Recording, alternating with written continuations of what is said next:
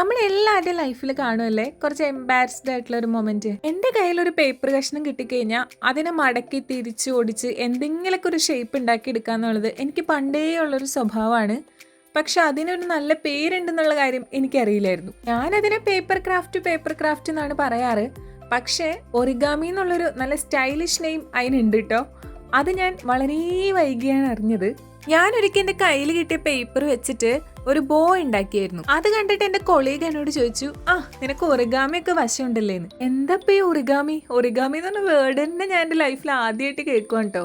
എന്തോ അപ്പോഴത്തെ ഒരു ഈഗോ ഇഷ്യൂ കാരണം എനിക്കത് അറിയില്ല എന്ന് പറയാനൊരു മടി. എന്നിട്ട് ഞാൻ എന്തൊക്കെയോ പറഞ്ഞു, അത് കാണാറില്ലെന്നോ കഴിക്കാറില്ലെന്നോ അങ്ങനെ എന്തൊക്കെയോ. കുറച്ച് നേരത്തേക്ക് 1 minute സൈലൻസ് ഫോർ ഡിഞ്ചു അങ്ങനെയായിരുന്നു. മൊത്തം ആ ഡെസ്ക് മൊത്തം എന്നെ കളിയാക്കുമായിരുന്നു കേട്ടോ. ഭൂമി പിളർന്നങ്ങ് താഴെ പോയാ മതി എന്നായിരുന്നു കേട്ടോ. സത്യം പറഞ്ഞു കഴിഞ്ഞാൽ നമുക്ക് അറിയാത്ത കാര്യം അറിയില്ല എന്ന് പറയുന്നതാണ് ഏറ്റവും നല്ലത്.